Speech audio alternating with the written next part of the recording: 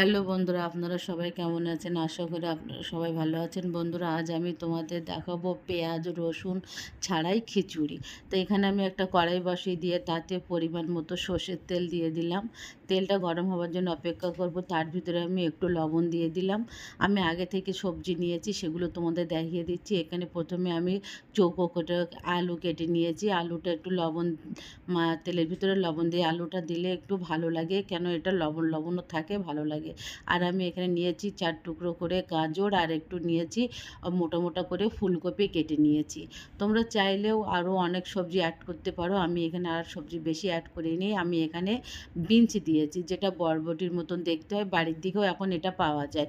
এগুলো আমি সব একটু ভাজা ভাজা করে নেবো। এর ভিতরে আমি হলুদ ইউজ করছি না, একটুখানি লবণ দিয়ে এটা আমি ভালো করে ভেজে নিয়েছি। প্লিজ প্লিজ বন্ধুরা, তোমরা এভাবে পেঁয়াজ রসুন ছাড়া একবার খিচুড়িটা বানিয়ে খেয়ে দেখো, ভালো লাগবে। এবার আমি এগুলো ভাজা হয়ে গেছে, এগুলো আমি তুলে নিলাম। আমি আর তেল দেবো না, আর ওই তেলের ভিতরে ফোড়নের জন্য শুকনো লঙ্কা, তেজপাতা, দালচিনি আর এলাচ দিয়ে দিলাম, আর একটু দিয়ে দেবো জিরে, দিয়েই দিয়েছি। দেখুন, এবার এটা একটু ভাজা ভাজা হয়ে আসলে এর ভিতরে আমি দিয়ে দেবো, আগে থেকে আমি 2 রকম ডাল নিয়ে নিয়েছি। তোমরা চাইলে তোমাদের পছন্দের মতো ডাল নিতে পারো। এখানে আমি মুসুরির ডাল আর মুগ ডাল সমান সমান নিয়েছি, 1 গ্লাসই নিয়েছি, কিন্তু হাফ হাফ করে। তোমরা চাইলে তোমাদের পরিমাণ মতো তোমরা ডাল ইউজ করতে পারো, যতটা ডাল নেবে ততটাই চাল। আর ডাল চাল সমান হলে খিচুড়িটা খেতে ভালো লাগে। আমি একটু নাড়িয়ে নিলাম, নিয়ে যে আমি আগে থেকে 1 গ্লাস চাল ধুয়ে রেখেছিলাম সেটাও এর ভিতরে দিয়ে দিলাম। আমরা যে রেগুলার চাল ইউজ করি সেটাই দিয়েছি। তোমরা চাইলে বাসমতি বা গোবিন্দভোগ চালেরও করতে পারো। আর আমি এখানে দিয়ে দিয়েছি 1 চামচ আদা বাটা। এখানে আমি পেঁয়াজ রসুন ছাড়াই করছি বলে একটু আদা দিয়ে দিয়েছি। আর দিয়েছি আমি এখানে 4টে কাঁচা লঙ্কা। তোমরা এখানে শুকনো লঙ্কা গুঁড়ো ইউজ করতে পারো। আমি গুঁড়ো ইউজ করেছি, সেটা তোমাদের আমি পরে দেখিয়ে দেবো। এবার আমি একটা ভালো করে মিশিয়ে নেবো, তেলের সঙ্গে মশলার সাথে মিশিয়ে নেবো। প্লিজ প্লিজ বন্ধুরা, তোমরা ভিডিওটা দেখো, কমেন্ট করো, আর কেমন হয়েছে জানিও, আর সাবস্ক্রাইব করে দিও। এবার চালগুলো আমার ভাজা ভাজা হয়ে গেছে। এবার আমি যে সবজিগুলো ভেজে রেখেছিলাম সেটা এর ভিতরে দিয়ে একসঙ্গে আমি ভালো করে কষিয়ে নেবো। দেখুন, আমার কষানোটা হয়ে গেছে। আর যত সময় তোমরা কষাবে একটু ভালো ধরে কষাবে, আর না নিচে লেগে যেতে পারে। এখানে আমি দিয়ে দিলাম শুকনো লঙ্কার গুঁড়ো, জিরের গুঁড়ো আর ধনের গুঁড়ো। এখানে কিন্তু আমি লবণ আর হলুদটা এখন আমি ইউজ করছি না, ওটা আমি লাস্টে ইউজ করব।